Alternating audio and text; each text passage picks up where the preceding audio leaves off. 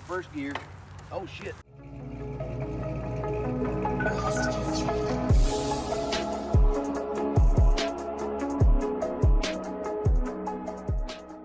In the back of the truck over here, I have got a new set of tires that you guys have probably seen on the channel, hiding over here in the shop. So let me go ahead and show you guys the setup on the rear of this car currently, which is a stock housing that's been welded. As you can see back there, it's been welded up. It's just got a diff cover, 35 spline axles, Team Z uppers, so that is the relocation kit for the Team Z. Also Team Z lowers, double adjustable, and a coilover kit. So that's a strange 10-way with a coilover kit and a couple cobwebs. There again, still drum brakes on this car, 4-lug, but it's a really solid setup, and it also has BMR torque box reinforcement. So you guys can't really see it, but that's what that is over there. Obviously it has a spool in it, and I've been talking about getting rid of the spool, so we'll do that at some point. But for right now, let me go ahead and show you the tires that we got for this car. So here is our old tires versus the new tires. Now these are the Mickey Thompsons. I went ahead and saved these because, believe it or not, they got a little bit of life left on them. I'd hate to throw anything away, you know, I'm a pack rat. So these are the Mickey Thompson Street SS's, and it's a really good tire, I'm not gonna lie to you. For a regular just street car that you need to hook, that's pretty good. Now these are going to do a lot better because they have a taller sidewall, and the sidewall is actually very soft on these tires. So we went with the Hoosier drag radials. These are a 275/60, so they're a lot taller. Anyway, that's what's on Papa T's car, and they hook really good, so they should hook this car pretty good as well. So let's go ahead and get these things installed, and before we drive the car, I want to talk about something else that you might want to take note of if you're going from a 50 to a 60 series tire.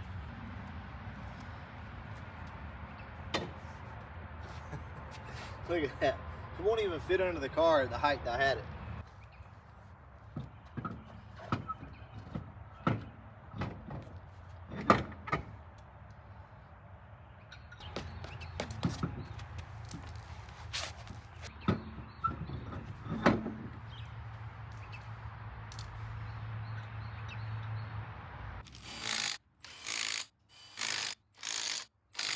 So something I want to take note of while we're right here is obviously the height difference. You can see we're essentially rubbing already. There's a little bit of clearance in there, but we're basically going to be rubbing. So I kind of figured that. There's a couple ways to combat that. You can raise the back end of the car, or you might have another issue. So let's swap over to the other side and let's see what the difference is. Now over here we're really close as well, but as you can tell, there's more of a gap right here. It's very minute. There's a little bit of a gap here. And why that is with adjustable upper and lower control arms, especially the uppers, you can pull your rear end one way or the other with your adjustment. So this car sits slightly to the passenger side, which is kind of common for these cars anyway, but it can be adjusted out. So this is going to have to be adjusted so that we can get these tires to fit on this car safely without basically cutting a hole in them. But besides that, let's talk about something else that's not too often discussed in the world of tires, and that is going from, say, like a stock size tire, like a 26 up to a 28-inch tall tire. There are things that are going to change about your car, and there's things that you really need to consider before you do this. So a 28-inch tall tire versus a stock height tire is roughly about 30 points on your gear ratio. Meaning if you have a 373 gear and you go to a tire like this, you're essentially going to be somewhere around about a 340 gear by the time it's all said and done. Now 410 is going to put you somewhere around a 373 gear. A good rule of thumb is you basically jump back a gear ratio. So if you know foxbody gear ratios, very common is 308 or 273, 308, 327, 355, 373, 410, 456. So you can pretty much jump backwards on every gear ratio. My point is, I don't know the exact number, so don't quote me on that. Just know that you're going to lose a lot of gear ratio when you do this. Now, that could be very good for some of you guys that maybe have a car with 410s in it and it seems like it's a little too much gear in the car. You don't have to change the gears. You can always go ahead and go to a 28-inch tall tire. and that'll raise your gear ratio. So you can go from that 410 to roughly about a 373 gear, somewhere in that area. But something else that I want to mention is the strain that it's going to put on your drivetrain of your car. So Miss Brutal bought me a bike yesterday to be able to ride with the kids. Look at that. It's got 275/60s on it too. This thing looks awesome, but that's not the point of this video. The point of this video is I want to discuss something with you guys, and the best way to do it is to explain it in like a 10-speed mountain bike type situation, okay? So I want to show you guys something. I'm going to go out on a limb here. I'm going to let Memphis film, but I want to show you something that'll help you understand what these cars are going through when you change gear ratios and tires. I'm going to put this thing in the first gear ratio.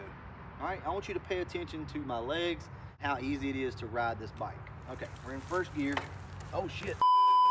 Okay, you guys see how easy this is for me to pedal? Very easy, right? Okay, now here's the thing. I can't go very fast with it like that. This bike, I mean, my legs will run out of speed and I won't be able to go but about 5 miles an hour, right? So how do we fix that? Well, we start gearing up.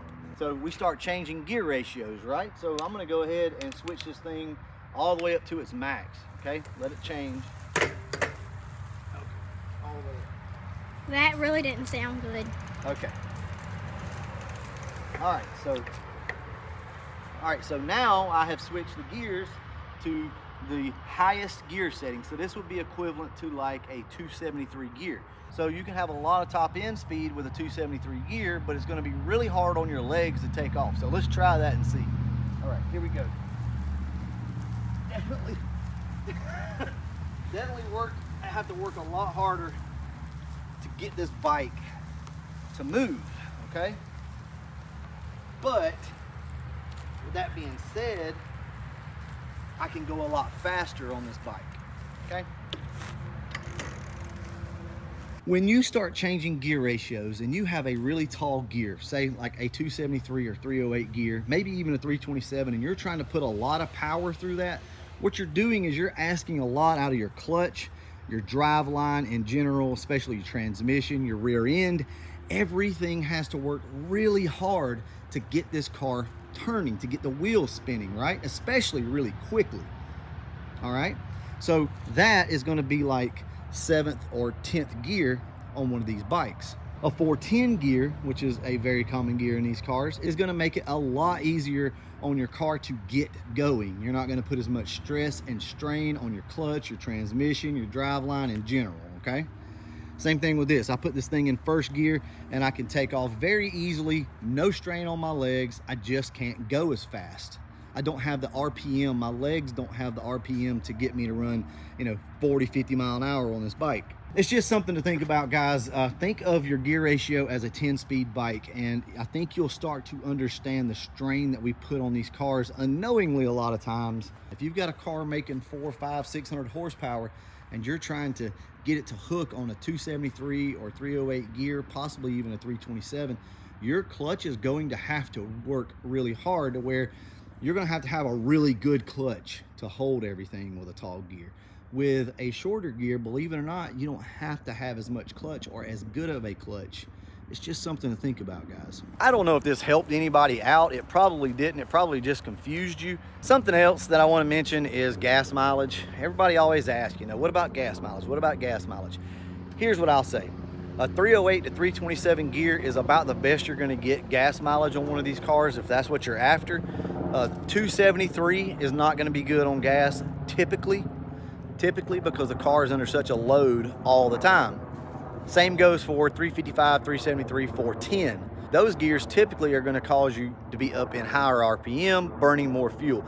I have found the happy medium is somewhere around 308 to 327 gear, maybe a 331. So this is not the video I intended on making for you, but I think it's worth covering, and I thought about it once I started to bolt the tires up. So looks like in the next video, we'll take the car out and we'll see if this thing actually hooks and if it runs any better. Remember what we just talked about though. That's going to be a lot of extra strain on the drivetrain of this car because it only has 331 gears. Now with 28-inch tall tires, this would not, and I repeat, not be a good track setup to take to the drag strip and try to launch this car with such a tall tire and a high gear. So, but these tires are also going to be used on the Carbon Fox in here. So that's the main reason why I went ahead and bought these. Because the Carbon Fox has 410 gears and could absolutely benefit from a 28-inch tall tire. That'd put us somewhere back down to around a 373 gear ratio. And I think that car would really like it. So we'll see about that coming up here pretty soon. Let's lower the car down before we leave, show you what this thing looks like. So there she is. Whew. That's a lot of tire under the back. We also gotta let some air out because they put about 40 pounds of air in these things when they seat them. We're not too off center in the rear end, but definitely a little bit.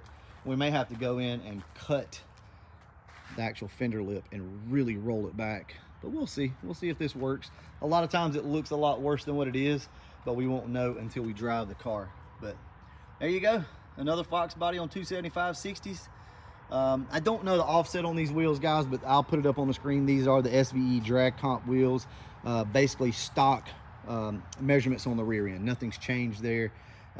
Quad shocks removed and rolled fenders. That's it. It's a tight fit, but it looks like it'll work. So I hope you enjoyed at least watching me try to ride around on a bicycle. Oh God, this is gonna be a hoot to edit. All right, hope you guys appreciate it. I'll catch you in the next one, and as always, thanks for watching.